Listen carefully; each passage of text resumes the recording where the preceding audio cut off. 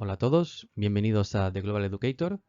Yo soy Juan Carlos Prieto y en este vídeo vamos a hablar de la insuficiencia cardíaca. Vamos a empezar hablando de cuáles pueden ser las causas de la insuficiencia cardíaca. En primer lugar, vamos a encontrar causas de tipo vascular, como por ejemplo la hipertensión arterial, en la cual vamos a encontrar un aumento de la poscarga y por tanto una hipertrofia y una dilatación ventricular, así como el cor pulmonale o aumento de la presión en la circulación pulmonar que va a conllevar a un aumento de la presión en el ventrículo derecho y una hipertrofia y una dilatación ventricular. También podemos encontrar causas cardíacas como las coronariopatías, como la cardiopatía isquémica, la miocardiopatía, la cual es una debilidad miocárdica y puede estar debida a múltiples causas, o bien valvulopatías, las cuales, dependiendo del tipo de valvulopatía, vamos a tener un aumento de la pre y de la postcarga con la consecuente dilatación del miocardio. Por último, también vamos a encontrar causas endocrinas, como por ejemplo la diabetes, la cual nos va a conllevar una angiopatía diabética y una coronariopatía secundaria a esta patología. ¿Y cuál es el resultado de todo esto?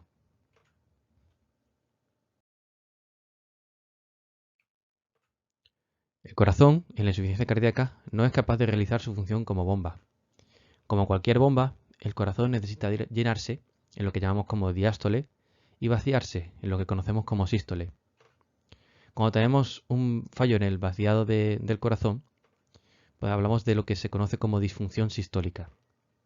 Mientras que el fallo de llenado nos va a conllevar a una disfunción no sistólica o lo que conocemos también como disfunción diastólica.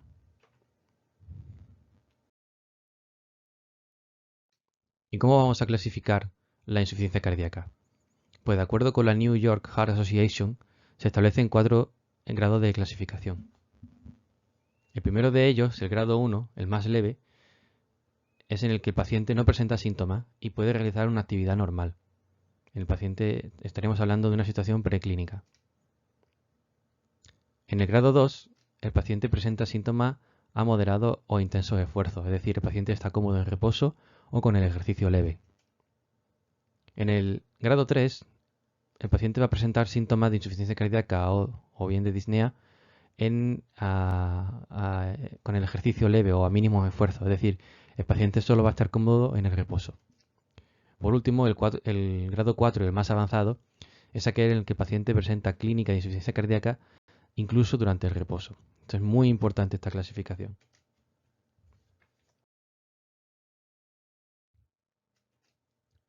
Como hemos comentado antes, un fallo de vaciado nos va a conllevar a la disfunción sistólica del paciente, de ese corazón, en la cual tenemos una insuficiencia cardíaca con una fracción de eyección disminuida. La fracción de eyección es el porcentaje de volumen sanguíneo que es capaz de eyectar el paciente durante la sístole en relación al volumen del final de la diástole. Entendemos por volumen sistólico o volumen de la sístole aquella diferencia entre el volumen del final de la diástole y el volumen del final de la sístole. Estos síntomas que van a estar relacionados con la disfunción sistólica, vamos a encontrar un aumento del volumen telesistólico del ventrículo izquierdo. Como decimos, el paciente no va a ser capaz de vaciar ese ventrículo izquierdo adecuadamente debido a la disfunción del vaciado, de la disfunción sistólica. Y asimismo también vamos a tener una disminución de la fracción de eyección, esto es por debajo del 40%.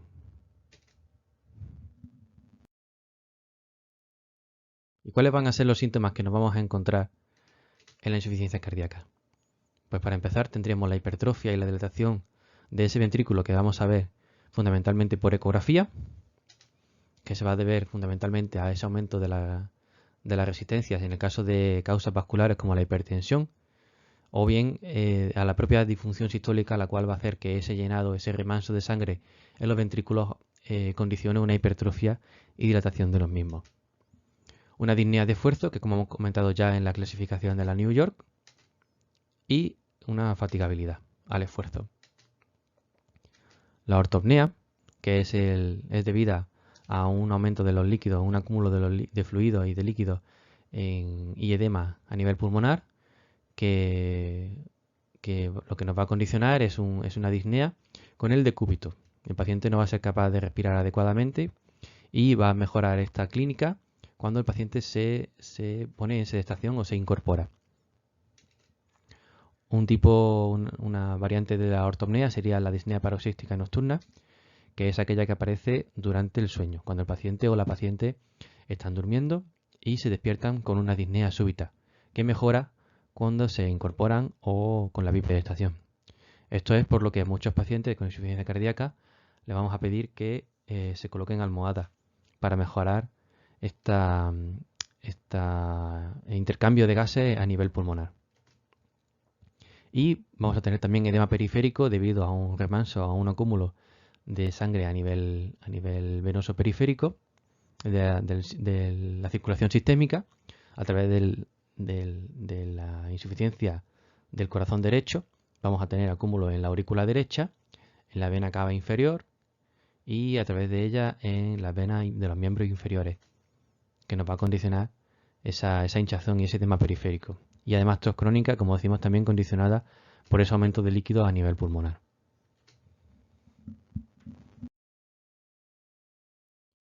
¿Y qué nos vamos a encontrar en la exploración física de estos pacientes? Pues podemos encontrar una elevación paraesternal, esto es un impulso ventricular izquierdo elevado y sostenido. Son impulsos precordiales que se pueden palpar en estos pacientes y que van a ser más frecuentes en aquellos que tengan estenosis aórtica. Un galope S3, S4, es decir, vamos a escuchar dos ruidos, uno de ellos en el principio de la diástole, que sería el S3, y el S4, que sería al final de la diástole. Nos daría ese sonido de turuturu, turuturu, turuturu, turuturu, que van acompañando al S1 y al S2. Son sonidos de bajo timbre, por lo que se van a escuchar mejor con la campana del estetoscopio.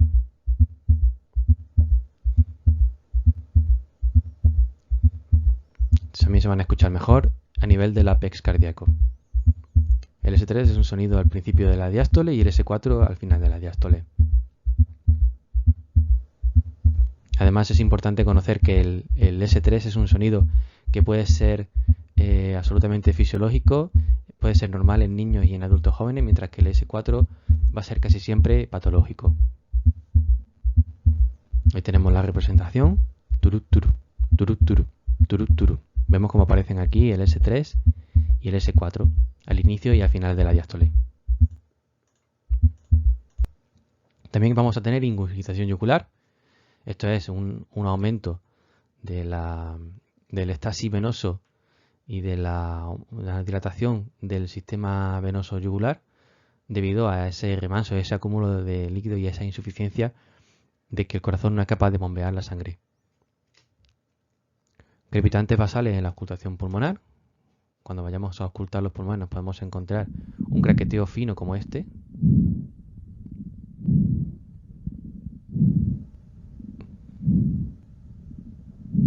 Y que va a ser consecuencia de ese aumento de líquido a nivel de ese tema pulmonar, aumento de líquido a nivel del parénquima pulmonar. Y por último, como comentábamos antes, el edema periférico, que ya está viendo aquí un ejemplo muy llamativo de ese acúmulo de líquido y de fluido debido a un estasis venoso. Por tanto, podemos distinguir los síntomas que van a presentar estos pacientes en función de si se refieren a una insuficiencia cardíaca del corazón izquierdo o bien debida al sistema del corazón derecho. En el caso de la insuficiencia cardíaca izquierda va a predominar la disnea, vamos a tener ese galope S3, S4 por el lado izquierdo, vamos a tener esos crepitantes basales bilaterales debido a ese remanso a nivel pulmonar, puede haber derrame pleural y también vamos a tener la clínica de ortopnea y disnea paroxística nocturna. Por su parte, en la insuficiencia cardíaca derecha va a predominar la retención de líquido, ese edema periférico. El galope S3, S4 va a ser más audible en el lado derecho. Vamos a tener esa ingurgitación yugular y un reflujo hepatoyugular, que esto es que cuando nosotros en la palpación abdominal forzamos, presionamos sobre el hipocondrio derecho, podemos ver cómo se ingurgita la vena yugular externa de ese lado.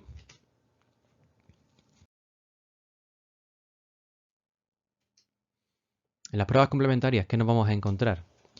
Pues el test ideal de inicio en estos pacientes de insuficiencia cardíaca va a ser el ecocardiograma, fundamentalmente transtorácico, que nos va a dar una idea de la fracción de eyección de ese corazón y de los volúmenes que estamos manejando y de la dilatación de esos ventrículos. Como decimos, un fallo sistólico. En el electrocardiograma podemos encontrar la detección y podemos detectar la causa de esa insuficiencia cardíaca. Puede ser tanto un infarto agudo, o un bloqueo, o una arritmia, todo eso nos lo va a dar el electrocardiograma. Ojo, porque es importante recalcar que la cardiopatía isquémica es la causa más común de miocardiopatía dilatada isquémica, que en estos pacientes con cardiopatía isquémica pueden no tener síntomas anginosos típicos y presentar síntomas de insuficiencia cardíaca. Por tanto, cualquier paciente con insuficiencia cardíaca de reciente aparición inexplicable debe ser evaluado para descartar cardiopatía isquémica con prueba de esfuerzo o angiografía coronaria.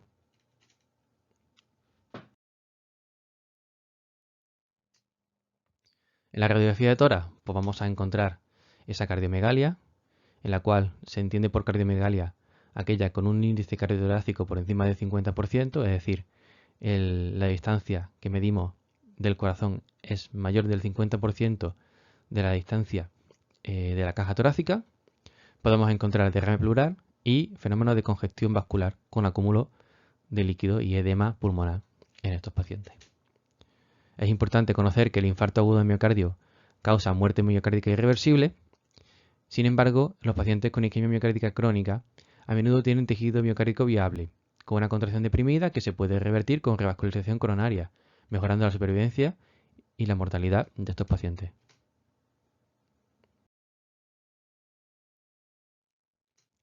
Y en la analítica, en las pruebas de laboratorio, ¿qué nos va a ayudar? Pues fundamentalmente el péptido cerebral natriurético o BNP, que podemos encontrarlo por encima de 500 picogramos por mililitro. En su mayoría, los pacientes con disnea debida a insuficiencia cardíaca congestiva tienen niveles plasmáticos de BNP por encima de 400 picogramos por mililitro. Los pacientes con niveles por debajo de 100 picogramos por mililitro tienen un alto valor predictivo negativo de insuficiencia cardíaca congestiva como causa de disnea, es decir, es altamente improbable que estos pacientes tengan insuficiencia cardíaca congestiva. El proBNP, que es el precursor del BNP activo, produce además N-terminal proBNP, y ambos se correlacionan con la severidad de la disfunción sistólica, como estamos viendo aquí en este cuadro, en el que vemos como desde el cardiomiocito se extiende el proBNP a proBNP N-terminal y BNP. También podemos encontrar una anemia debido a ese aumento, a esa estasis del acúmulo de líquido. Podemos encontrar una anemia dilucional, un aumento de la creatinina debido a que la sangre no es capaz de llegar al sistema renal y por tanto vamos a encontrar un fallo renal en estadio más avanzado con aumento de la creatinina, así como una disminución de sodio, como digo, en las fases más avanzadas, lo que conocemos como hiponatremia dilucional. Además, esta hiponatremia va a ser un predictor independiente de mortalidad en pacientes con insuficiencia cardíaca.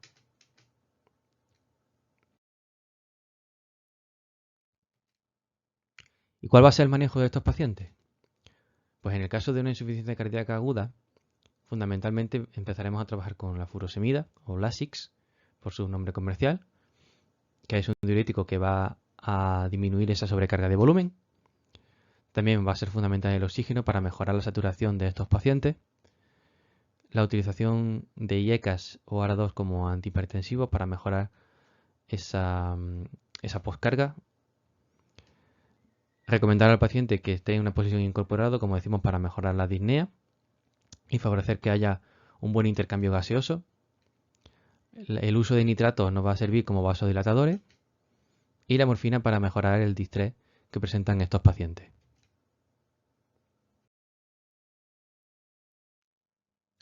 En caso de descompensación aguda, podemos recurrir a la dobutamina. En aquellos casos de insuficiencia cardíaca con un grado 2-3 de la New York, podemos utilizar beta-bloqueantes como el metoprolol, que van a disminuir la mortalidad. Pero es importante evitar los beta-bloqueantes en el caso de insuficiencia cardíaca aguda descompensada, ya que podemos agravar el cuadro. Se debe instaurar una vez que el paciente se encuentre en situación de euvolemia.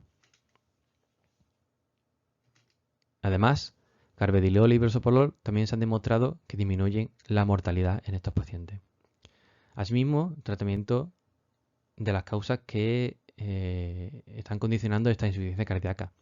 En el caso de que se traten de arritmias o isquemia miocárdica o en la administración de drogas, como por ejemplo los calcioantagonistas, los antiarrítmicos, el uso de antiinflamatorios no esteroideos, el consumo de alcohol, el tratamiento de la anemia o las tiroidopatías o la valvulopatía subyacente o aquellos estados de alto gasto.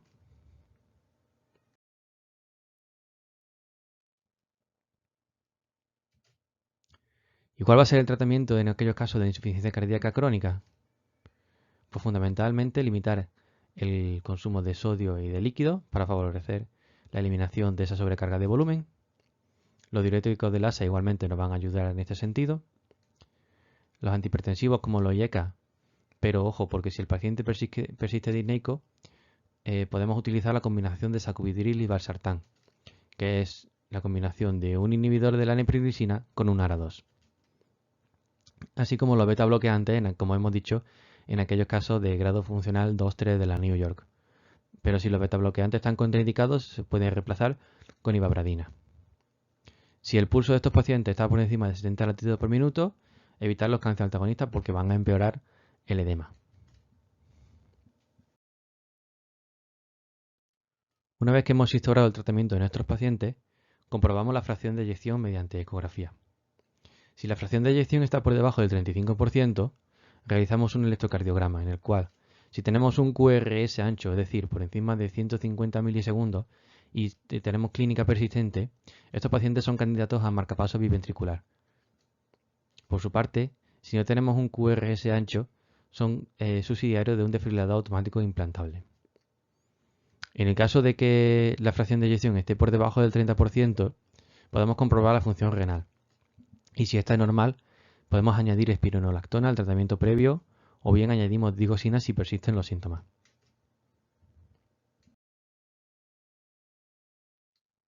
Si todo lo anterior fallara, tenemos como último recurso el dispositivo de asistencia ventricular o bien el trasplante cardíaco.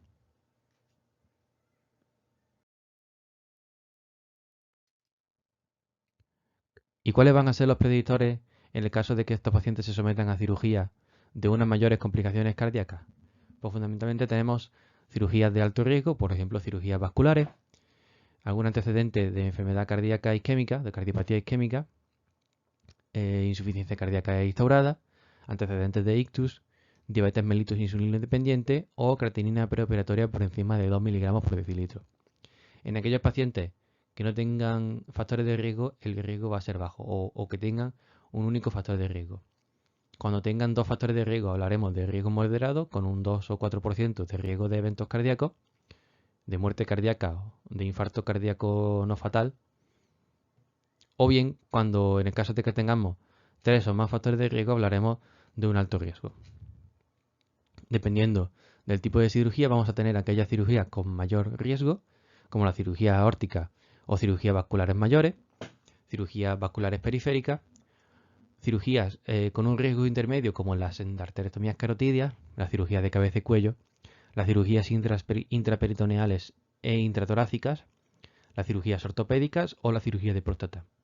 Y por último, la cirugía de bajo riesgo con un riesgo por debajo del 1% de muerte cardíaca o infarto miocárdico no fatal, como pueden ser procedimientos ambulatorios o superficiales, cirugías menores, procedimientos endoscópicos, cirugía de catarata o de mama. Los pacientes que tengan un riesgo intermedio o alto, es decir, con un riesgo estimado de muerte cardíaca, parada cardíaca no mortal o infarto no mortal mayor del 1%, pueden necesitar una evaluación adicional en función de su estado funcional.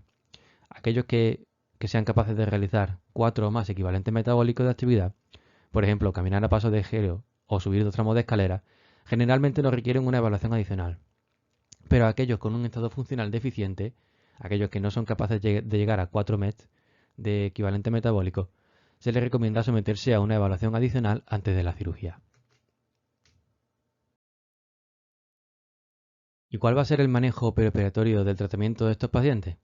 Pues si nos fijamos detenidamente, en la mayoría de los casos, vamos a continuar con el tratamiento durante la cirugía.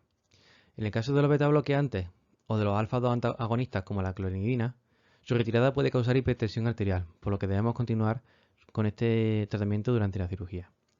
Los calcioantagonistas tienen un riesgo de sangrado de ligeramente mayor. En caso de los IECA, pueden producir una posible hipotensión. En caso de pacientes con insuficiencia cardíaca, los mantendremos durante la cirugía, mientras que aquellos pacientes sin insuficiencia cardíaca los mantendremos solo hasta la noche de antes para ello. En el caso de los diuréticos, estos pueden producir hipovolemia e hipotensión, por lo que vamos a mantenerlos hasta la mañana de la cirugía. Y las estatinas tienen un riesgo leve de miopatía, pero vamos a continuar administrándolas durante la cirugía. A continuación pasamos a hablar de la disfunción no sistólica o disfunción diastólica, que se define como una disminución de la distensibilidad ventricular con una función sistólica normal y una fracción de eyección casi normal, esto es alrededor del 50%. Dentro de las posibles causas que vamos a encontrar de disfunción diastólica, encontramos un deterioro de la relajación activa, ya sea secundaria a hipertensión arterial, isquemia, envejecimiento celular o hipertrofia. Un deterioro del llenado pasivo, como podría ser una fibrosis posinfarto agudo de miocardio previo o una miocardiopatía restrictiva. Miocardiopatías infiltrativas, como por ejemplo la sarcoidosis o la amiloidosis, tirotoxicosis, shunt arteriovenoso y anemia, o valvulopatía, todas ellas tanto estenosis aórtica, insuficiencia aórtica, estenosis mitral o insuficiencia mitral. Además de enfermedades del pericardio como el taponamiento o la pericarditis constrictiva, que por definición nos van a dar una disminución de la distensibilidad ventricular.